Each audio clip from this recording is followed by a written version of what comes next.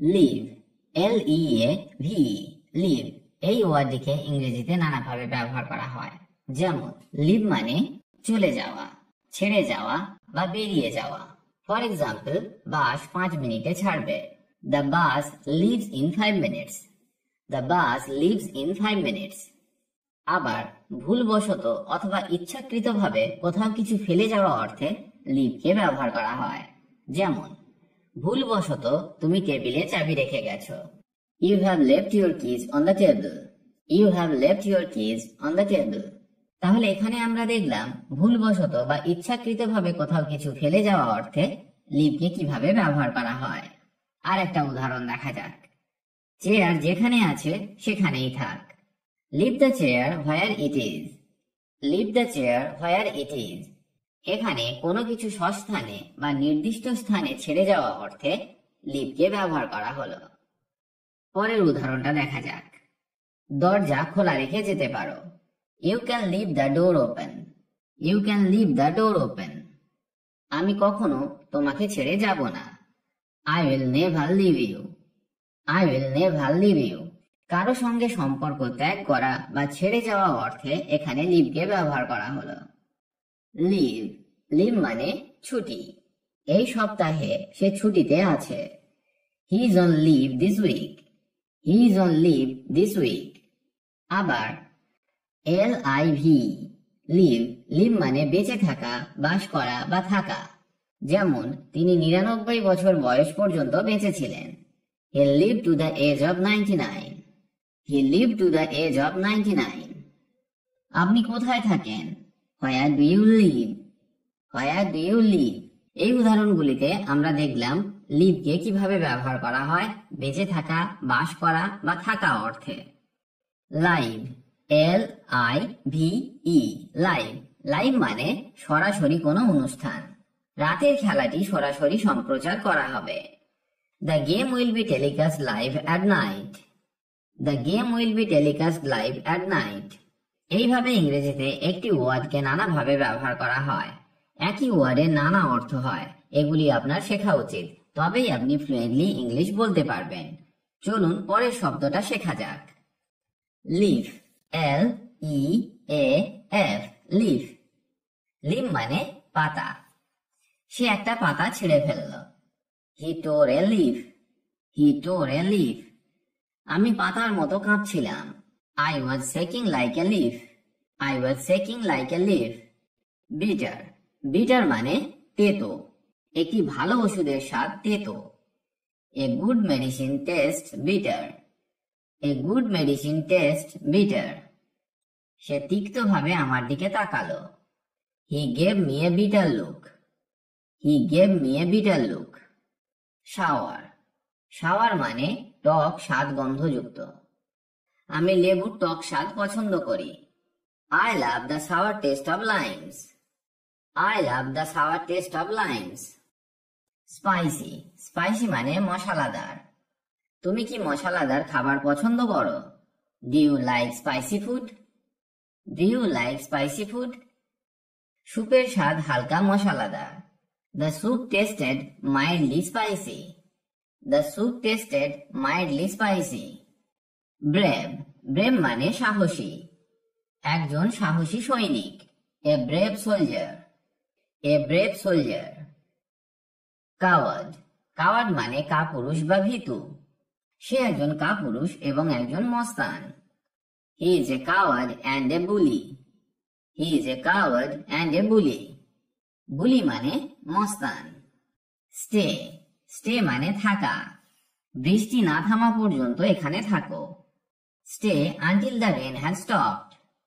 Stay until the rain has stopped. Until মানে পর্যন্ত। তারা একটি হোটেলে থাকবে। They will stay in a hotel. They will stay in a hotel. স্বল্প সময়ের জন্য কোনো জায়গায় থাকা বা বাস করা অর্থে আমরা স্টেকে ব্যবহার করতে পারি। আবার স্থায়ীভাবে কোথাও বাস করা অর্থে স্টেকে ব্যবহার করা হয়। ফর এক্সাম্পল, আমি এখনো আমার বাবা মায়ের সঙ্গে থাকি। I still stay with my parents. I still stay with my parents. Alive, alive মানে জীবিত। তোমার মা কি এখনো বেঁচে আছে? Is your mother still alive? Is your mother still alive? Dead. Dead মানে মৃত। মৃত মানুষ কোনো গল্প বলে না। Dead men tell no tales. Dead men tell no tales. ফোনটা হঠাৎ খারাপ হয়ে গেল। The phone suddenly went dead. The phone suddenly went dead. এখানে নষ্ট বা খারাপ যা কাজ করছে না এই অর্থে ব্যবহার করা হলো। বাই। বাই মানে কেনা। আমি কোথা থেকে টিকিট কিনবো? Where can I buy a ticket? Where can I buy a ticket? Purchase. Purchase মানে কেনা। আপনি গাড়িটি কোথা থেকে কিনেছেন? Where did you purchase the car? Where did you purchase the car? Loose. Loose মানে আলগা বা ঢিলে ঢালা। সে একটা ঢিলে ঢালা পোশাক পরে আছে। She is wearing a loose dress. She is wearing a loose dress. Lose. L-O-S-E. Lose. Lose মানে হারিয়ে ফেলা। যেমন আমার টিকিট হারিয়ে ফেলেছি। I have lost my ticket. I have lost my ticket. মেজাজ হারাবেন না। Don't lose your temper. Don't lose your temper. তাহলে আমরা শিখলাম। চলুন পরের শব্দটা শেখা যাক। Loss. L-O-S-S. Loss. Loss মানে লোকসান বা ক্ষতি। তোমার ক্ষতির জন্য আমি দুঃখিত।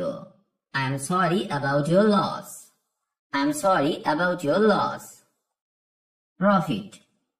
Profit মানে লাভ। সে প্রচুর লাভে বাড়ি বিক্রি করে। He sold his house at a huge profit. He sold his house at a huge profit. Hope. Hope মানে আশা করা। আশা করি সে জিতবে। I hope she will win. I hope she will win. Maybe. Maybe মানে হতে পারে, হয়তো বা সম্ভবত। হয়তো তারা আগামীকাল আসবে।